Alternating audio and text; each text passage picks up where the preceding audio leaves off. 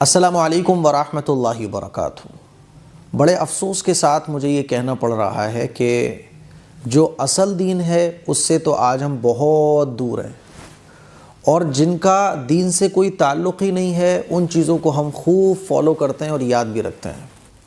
جیسے کہ میں نے آپ لوگوں کو کئی بار بتایا ہے کہ رجب کے مہینے میں جو رسول اللہ صلی اللہ علیہ وسلم اور صحابہ اکرام عمل کیا کرتے تھے، رجب کے مہینے میں اپنی عبادات کو بڑھا دیا کرتے تھے، رمضان کی تیاری میں لگ جاتے تھے، ہے نا، تو اس سے تو آج مسلمان بہت دور ہیں۔ اور جو رسم و رواج، بدعات، خرافات ہیں، یعنی وہ چیزیں جن کا دین کے ساتھ کوئی تعلق ہی نہیں ہے، ان کو مسلمان خوب یاد بھی رکھتے ہیں اور ان کو خوب کرتے بھی ہیں پابندی کے ساتھ۔ جیسے کہ میں نے آپ کو بتایا تھا کہ رجب کے مہینے میں بہت ساری بدعات ہیں، بہت ساری ایسی چیزیں ہیں جن کا دین سے کوئی تعلق نہیں ہے، لیکن ان کو ہی ہم نے اصل دین سمجھ رکھا ہے، اور جو اصل دین ہے ان کا ہمیں عطا پتہ بھی نہیں ہے۔ جیسے کہ کنڈے بنائے جاتے ہیں، کہ میں نے ایک مثال دے کے آپ کو سمجھایا تھا کہ نماز کی اتنی فکر نہیں ہوگی جتنی کنڈوں کی فکر ہوگی۔ ایسے ہی رجب کے مہینے میں ایک آتا ہے ہزاری روزہ۔ ہزاری روزہ اب 27 رجب جب آئے گی، شاید سوموار میں یا منگل میں ہے غالباً، تو 27 رجب کو ایک روزہ جس کے بارے میں کہا جاتا ہے کہ یہ ہزاری روزہ ہے، یعنی اس روزے کو رکھو تو 1000 روزوں کا ثواب ملے گا۔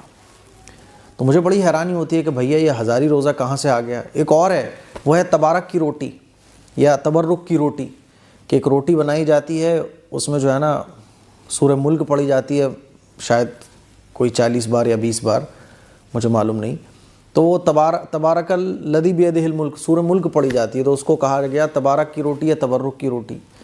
تو بھائی ان چیزوں کی کیا حقیقت ہے یار؟ ہزاری روزہ، تو یہ جو ہزاری روزہ ہے جس کے بارے میں کہا جاتا ہے کہ یہ روزہ رکھو تو 1000 روزوں کے برابر ثواب، تو بھائی کس نے بتایا یہ؟ مجھے تو حدیث کی کتابوں میں ایک حدیث اس طرح کی نہیں ملی۔ دیکھو ہمارے نبی نے 10 محرم کا روزہ بتایا، ہمارے نبی جو ہے نا وہ ہر ہفتے پیر کو اور جمعرات کو روزہ رکھا کرتے تھے۔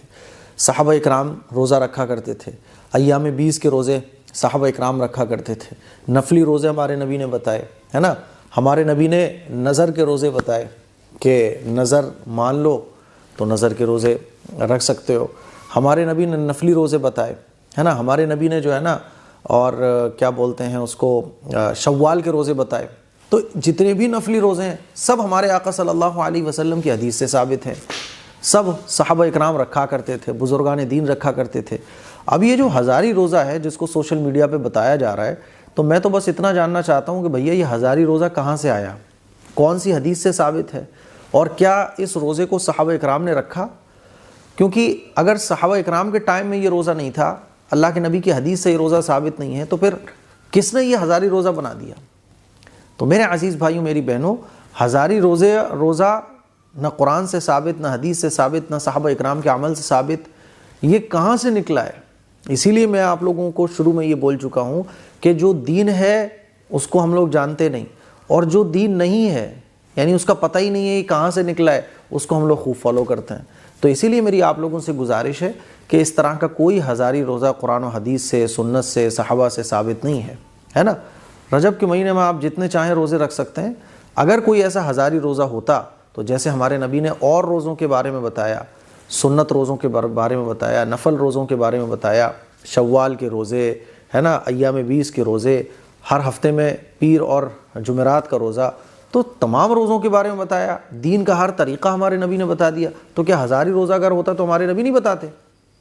تو یہ روزے جو ہے نا چلے چلائے ہیں، کہاں سے نکلے اللہ بہتر جانے۔ اسی لیے ان روزوں کی کوئی اصل نہیں ہے، ان روزوں کی کوئی حقیقت نہیں ہے۔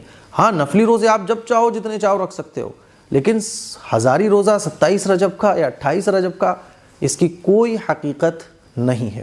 یہ میں آپ لوگوں کو بتانا چاہتا ہوں۔ اور جو چیز دین نہ ہو اس کو دین سمجھنا، یعنی جو سنت نہ ہو اس کو سنت سمجھنا، یہ میں آپ کو کیوں بول رہا ہوں؟ یہ اس لیے بول رہا ہوں کیونکہ جو چیز سنت نہیں ہے آپ اس کو سنت سمجھ رہے ہو، جو چیز نفل نہیں ہے اس کو آپ نفل سمجھ رہے ہو، جو چیز قرآن و حدیث سے ثابت نہیں ہے لیکن اس کو آپ دین کا ایک حصہ سمجھ رہے ہو، دین کی ایک چیز سمجھ رہے ہو، تو اسی کو کہا جاتا ہے بدعت، ہے نا۔ اللہ کے نبی صلی اللہ علیہ وسلم کا ارشاد ہے کہ جو شخص دین میں نئی چیزیں ایجاد کرے تو اس کا ہم سے کوئی تعلق نہیں ہے، اور ایسے ہی چیزوں کو بدعت کہا جاتا ہے۔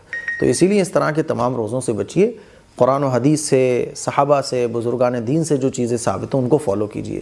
جو چیز آپ کے پاس آئے تو اس کو پہلے چیک کرو، کیا یہ دین کا حصہ ہے، سنت ہے، واجب ہے، نفل ہے، فرض ہے، کیا ہے بھائی؟ کیا اس کو صحابہ نے کیا؟ کیا اس کو بزرگان دین نے کیا؟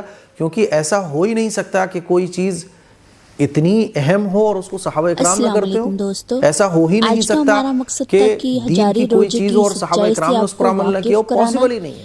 مجھے امید ہے یہ چند باتیں آپ کو اچھے طریقے سے سمجھ آ گئی ہوں گی. اس کے لیے شیئر کریں. السلام علیکم ورحمۃ اللہ وبرکاتہ.